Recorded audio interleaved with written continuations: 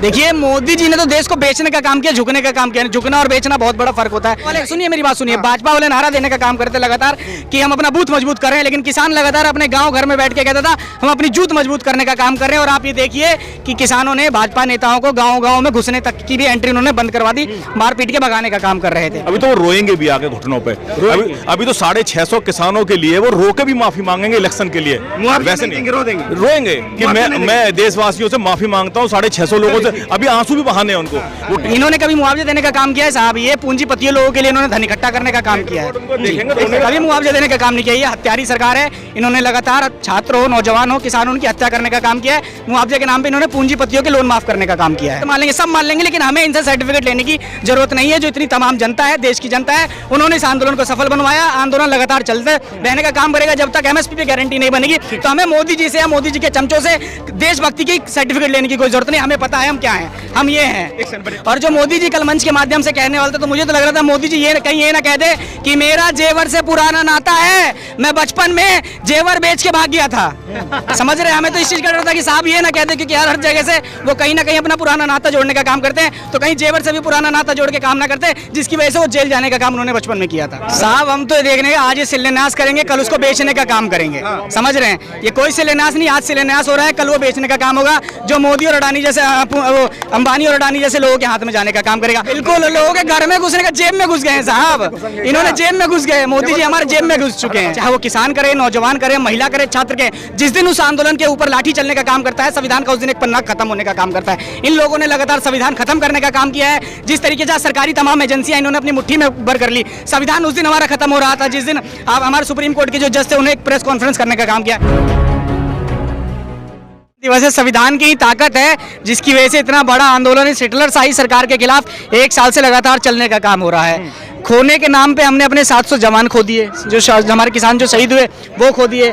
जो आज हमारे किसान जो लगभग 1 साल से अपना घर परिवार छोड़ के इस गाजीपुर बॉर्डर पे, तमाम जितने भी बॉर्डर, दिल्ली के बॉर्डर पे संघर्ष करने का काम करें, खोया है। और पाने के लिए हमने भाईचारा पाले। आज किसान इकट्ठा है, आज देश का नौजवान, देश का छात्र, युवा, बेरोजगार, हर वर्ग इकट्ठा हो चुका है किसानों के साथ। तो देश ने कहीं ना कहीं एकता पाया इस आंदोलन से।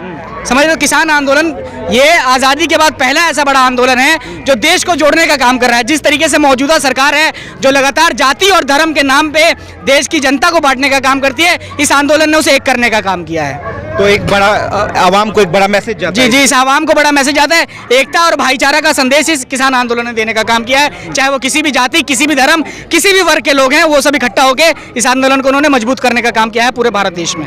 ये तो आप बोल रहे हो ना, लेकिन एक यूपी के आवाम के यूपी में एक मैसेज गया। भाजपा के लोग अब भी डोर टू डोर कैंपेन कर रहे हैं कि मोदी जी जो है देश को झुकने नहीं दे, खुद झुक गए। देखिए, मोदी जी ने तो देश को बेचने का काम किया, झुकने का काम किया। झुकना और बेचना बहुत बड़ा फर्क होता है। ये चुनावी बेलन ने मोदी जी को झुकाने का काम किया है। समझ रहे हैं? जिस तरह कहने कि इनका दिल साफ नहीं है। जिस दिन संविधान की सरकार दोबारा बन जाएगी, दोबारा बिल लेके आने का काम करेंगे। मोदी जी की मजबूरी है, जो जिस दिन सरकार इनकी बन गई उस दिन ये दोबारा ऐसे काले काले कानून लेके आने का काम करेंगे। इन्हें पता है तमाम उत्तर प्रदेश, पंजाब और तमाम 5 राज्यों में चुनाव है, जिसकी वजह से भाजपा वाले, सुनिए मेरी बात सुनिए, भाजपा वाले नारा देने का काम करते लगातार कि हम अपना बूथ मजबूत कर रहे हैं, लेकिन किसान लगातार अपने गांव घर में बैठ के कहता था हम अपनी जूत मजबूत करने का काम कर रहे हैं। और आप ये देखिए कि किसानों ने भाजपा नेताओं को गाँव में घुसने तक की भी एंट्री उन्होंने बंद करवा दी, मार पीट के भगाने का काम कर रहे थे। तो इनका दिल साफ नहीं है, सबको पता है। चुनावी माहौल है, इस वजह से इन्होंने बिल वापस करने का काम किया है। लेकिन जो लड़ाई है वो एमएसपी की लड़ाई है, जैसा कि हमारे संयुक्त किसान मोर्चा के नेताओं ने तमाम कह रखी है। और आज की आपने भीड़ देख के आपने अंदाजा लगा लिया होगा कि आंदोलन अभी बहुत लंबा जाने वाला है। मैं आपके साथ आ रहा हूं। कह रहे हैं कि जो है जैसे ही भाजपा की सरकार बनेगी, ये कह रहे हैं जैसे ही भाजपा की सरकार आएगी फिर से किसान बिल आ जाएगा। तो भाजपा की सरकार तो अभी भी है, तो वो ये काम तो अभी भी कर सकती है। यूपी में जैसे चुनाव होने के बाद दोबारा से भाजपा की सरकार अगर बनी तो फिर से आएगी। आप इस बात को मानते हैं? नहीं, एक चीज बताइए, भाजपा की सरकार अगर यूपी में आती है तो क्या भाजपा की सरकार, यूपी को तो पावर ही नहीं है बिल बनाने की। वो तो सेंट्रल की 2024 की बात है, बिल की बात तो बिल तो 2024 तक गया। तो भाजपा तो 2022 की बात है। हम अभी 2024 की बात देख रहे हैं, 2022 की बात कर रहे हैं। तो भाजपा की सरकार वाली बात तो 2024 की है। ठीक है, बिल वाली बात है। आती है तो फिर से बिल आएगी। क्यों नहीं आएगा? 100% आएगा। आप इस बात को मानते हैं? 100%। अरे भाई, इन्होंने ऐसा कौन सा काम नहीं किया? ये क्या सोच रहे हैं कि आप अभी तक जो बिल वापस लिया है, ये देखिए आंदोलन जीवियों की, सरेंडर जीवियों पे विजय है। यानी ये आंदोलन जीवियों ने सरेंडर जीवियों बना दिया। और सिंपल, इसमें और कुछ नहीं है। घुटनों पे टिक के उन्होंने, अभी तो देखिए, अभी तो एक चीज और है। अभी तो मोदी जी का जो बिल्कुल अपना वो कहते हैं ना वाक्य टाइप जो होता है, अभी तो वो सिर्फ उन्होंने आके वापस लिया है जो उनकी थोड़ी, अभी तो वो रोएंगे भी आके घुटनों पे। अभी तो 650 किसानों के लिए वो रो के भी माफी मांगेंगे इलेक्शन के लिए, वैसे नहीं रोएंगे कि मैं देशवासियों से माफी मांगता हूँ 650 लोगों से। अभी आंसू भी बहाने हैं उनको, वो टिकैत जी वाले आंसू नहीं होंगे कि जो जिन्हें पूरा संवेदना नहीं, घड़ियाली आंसू साहब जिस तरीके से साहब ने बताया कि 2024 के चुनाव में ये बिल लाने ना लाने की बात करेंगे, मैं आपके चैनल के माध्यम से देश की जनता को बताना चाहूंगा, जो उत्तर प्रदेश का चुनाव है वो देश बचाने का चुनाव है। अगर उत्तर प्रदेश भाजपा के हाथ से जाएगा तभी भारत देश पे लोकतंत्र रहेगा और इनका कब्जा हटेगा। अगर उत्तर प्रदेश जीत गए तो किसी ना किसी तरीके से षड्यंत्र रच के 24 में भी दोबारा रहने का काम करेंगे। बिल्कुल मोदी जी रोएंगे, बिल्कुल रो ही रहे हैं और रोएंगे। मुआवजा नहीं देंगे किसानों को जो शहीद हुए? इन्होंने कभी मुआवजा देने का काम किया है साहब? ये पूंजीपतियों लोगों के लिए इन्होंने धन इकट्ठा करने का काम किया है, कभी मुआवजा देने का काम नहीं किया। ये हत्यारी सरकार है, इन्होंने लगातार छात्रों, नौजवानों, किसानों की हत्या करने का काम किया है। मुआवजे के नाम पे इन्होंने पूंजीपतियों के लोन माफ करने का काम किया है। ये तो आप कह रहे हैं, बाकी लोग तो कह रहे हैं। देश की जनता कह रही है, ये देश की जनता कह रही है। राष्ट्रभक्त लोग हैं हम, राष्ट्रवादी राष्ट्रभक्त हैं हम।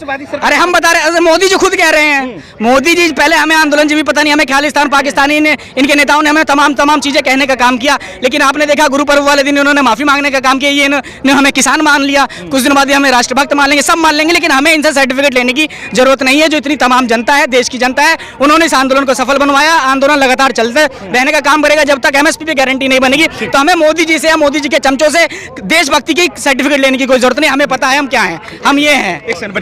राष्ट्रवाद का मतलब क्या है? 33%, 67%। मोदी जी जब प्रधानमंत्री बने तो 33% मैंडेट मिला था ऑल ओवर इंडिया, ठीक है ना? तो 33% राष्ट्रवादी है, 67% राष्ट्रवादी है। जेवर एयरपोर्ट पर उन्होंने उद्घाटन भी किया, इनोग्रेट, मतलब चाइना का बीजिंग का उन्होंने एयरपोर्ट का मॉडल दिखा के, आप देखिए झूठ की पराकाष्ठा देखिए, चाइना का एक बीजिंग का जो एयरपोर्ट डिसाइडेड है, सिंगापुर की कंपनी ने बनाया, उसको उन्होंने दिखा दिया कि ये जेवर का एयरपोर्ट का मॉडल है, जबकि वो चाइना का मॉडल है। और दूसरी बात, अभी देखिए भूमि अधिग्रहण हो रहा है 2040 तक, यानी 2040 तक जेवर का पूरा वो बनेगा।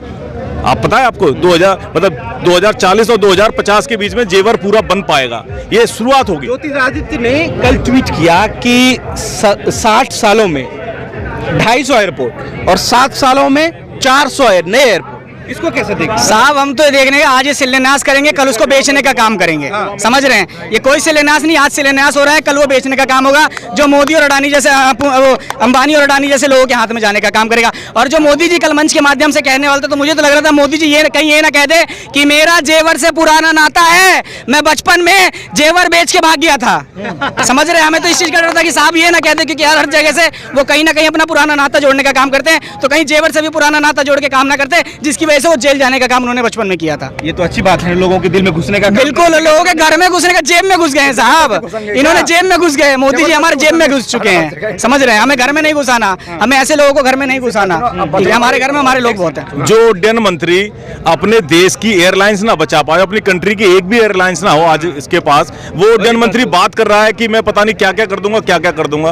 तो देखिए अब तक कांग्रेस के और क्या बीजेपी इनके बारे में कहती थी, ये जो अपने महाशय जी के बारे में देशद्रोही कहते थे ना, नहीं सामंतवादी, बिल्कुल देशद्रोही कहते थे। और देशद्रोही वो अभी भी रिकॉर्ड में है, बदल थोड़ी ना गए। भाजपा वाले कहते थे, नहीं इतिहास में बदल थोड़ी ना गए, भाजपा वाले गलत थोड़ी ना कहते थे, देशद्रोही थे, हैं, आज अच्छे हो गए ना। तो आज अच्छे हो गए, लेकिन वो तो वॉशिंग मशीन है, अगर भाजपा की उसमें सब कुछ अच्छा हो जाता है। संविधान की अगर हम बात करें तो किस तरह से देख रहे हैं बीते 1 साल में, क्या नरेंद्र मोदी ने संविधान को मजबूत किया है? क्योंकि विगत 2-3 साल पहले जंतर मंतर पे संविधान की लिपि यहाँ जलाई गई थी, उसको कैसे देख रहे हैं? क्योंकि आज संविधान दिवस है, तो इसलिए हम बात समझ साहब, संविधान दिवस को इन्होंने संविधान को उसी दिन मारने का काम किया जिस दिन इनके खिलाफ कोई भी आंदोलन खड़ा होता है सड़कों पे, चाहे वो किसान करे, नौजवान करे, महिला करे, छात्र के, जिस दिन उस आंदोलन के ऊपर लाठी चलने का काम करता है संविधान का, उस दिन एक पन्ना खत्म होने का काम करता है। इन लोगों ने लगातार संविधान खत्म करने का काम किया है। जिस तरीके से सरकारी तमाम एजेंसियां इन्होंने अपनी मुट्ठी में भर कर ली, संविधान उस दिन हमारा खत्म हो रहा था जिस दिन हमारे सुप्रीम कोर्ट के जो जज थे उन्हें एक प्रेस कॉन्फ्रेंस करने का काम किया। इन्होंने संविधान खत्म करने का काम किया है, लेकिन जो देश की जो जनता है,